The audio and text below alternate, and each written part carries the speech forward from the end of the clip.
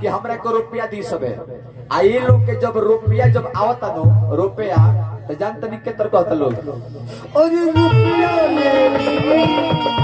बुझा तो हमरा ऐसे बुझाता तो सुखले जाता है। मन रुपया आवत तो हमरा मोबाइल के तरह के कौन काम बा रुपया खातिर कुछ करे बोलो कहो ओए ओए ब्यास ए पर ध्यान दो ए पर हमरा बात पर ध्यान दो तारा के जोहर ना खियाए आज उमा टल्ला में तारा कहीं मीठा के भेली खिया के तार कोरोने में खींचे एक जना बड़े तो कहत रहे कि पेट है एक दर्जन केरा लागेला मर दवाई एक दर्जन केरा लागेला एगो केरा जाओ तो टकिए जाई तारा में एक दर्जन के बात करो तारा वो देसी देसी वो देसी केरा एगो केरा तो घोटाइबे ना करी अपने घोटाई नहीं मस रेल धर तो घोटाई ना घोटाई है ना तक ककरा सोचा पड़ो वो तार भर जाई कदर रखे करे के हमरा हम तो सोचनी के तरह के मान सम्मान को के भेजी लेकिन तू ओहला के देवता बाड़ो ना ना ना हैं ओहला के देवता नहीं खो तो तहार पूजा को के तहार स्वागत को के भेजे के पड़ी के ना तो खड़ा हो कबो चल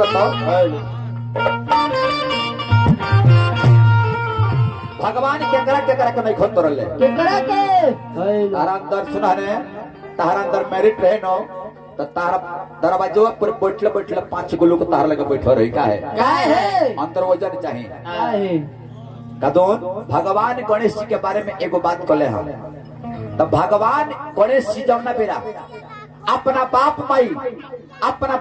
माई के पूज की ज्ञानी मत बनो हमरा सुझा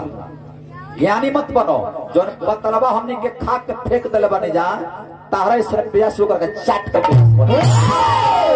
ओस तरह वो जीव के चलो बतलबा खा के हमने के फेंक दले बने जा तारा इस रुपया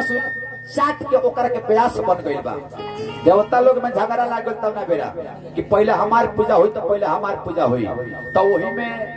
भगवान शंकर जी के लगे पहुंचल बालू तो भगवान शंकर जी कहनी कि पहले वही आदमी के पूजा हुई जे पृथ्वी के सबसे पहले परिक्रमा करके जी हमरा लगे आ जाई ओकरे सबसे पहले पूजा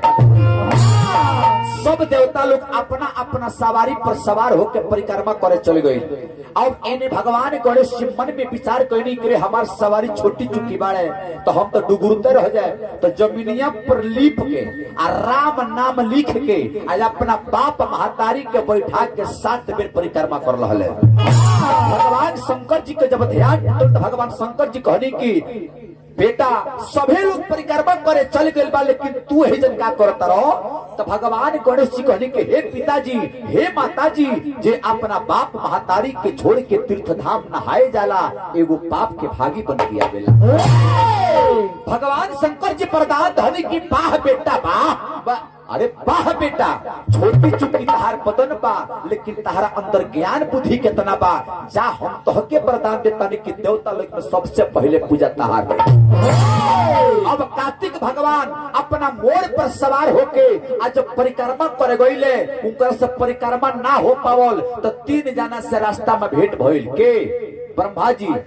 ब्रह्मा से तुलसी से और गाय से जब ज्ञाने के बाद सुनल तरह के आज रात भर तरह के ज्ञाने के बाद हम देखलाए 3 जना से भेंट भइल तब ब्रह्मा से कार्तिक भगवान कहले कि हे ब्रह्मा जब हमारा बाबूजी पूछिए कि परिक्रमा कैले हो तो तारा झूठ बोले के बाद कह दिए कि हो परिक्रमा कैले हो ब्रह्मा जी से झूठ बोलवा धले आ ओकरा बाद तुलसी से भी झूठ बोलवाले कि ये हमारा बाबूजी तारा के बोले है गवाह के रूप में ओहि दिन तारा झूठ बोले के बाद गाय माता के भी बुलवावल गई वो झूठ बोल दहली भगवान शंकर जी कहने की तर लगे 3 जना झूठ बोलल बड़ लोगी तब ब्रह्मा के वही पर श्राप दहले कि जा तारा कलयुग में कहियो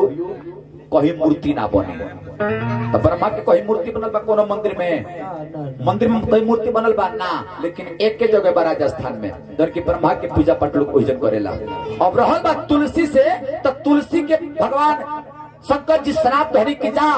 तारा मुंह से झूठा शब्द निकलल बा हम तारा के सराफत तानी कि तहार उत्पत्ति होई तहार जन्म होई तो चिकन धरती पर ना होई जहां तहार जंगल होई वही जंगल में तहार उत्पत्ति होई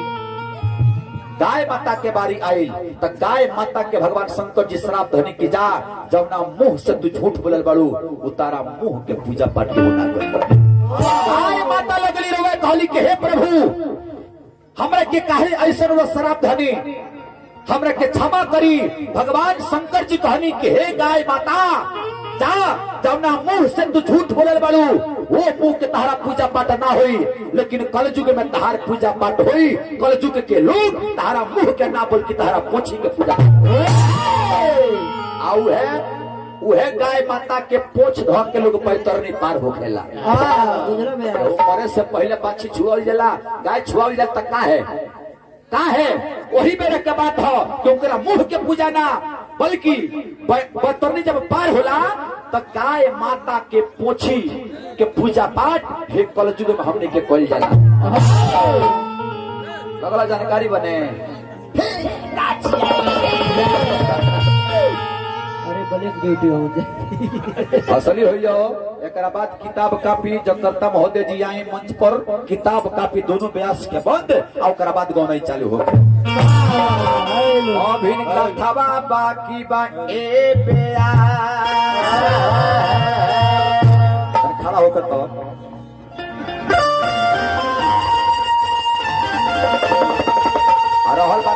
रहल बात ना चला के क्या ना चलो तो बिन करे ना चलो सब ना चलो तार नाच हो जानत नहीं। तार नाच एक एक क्वालिटी पड़ले बा।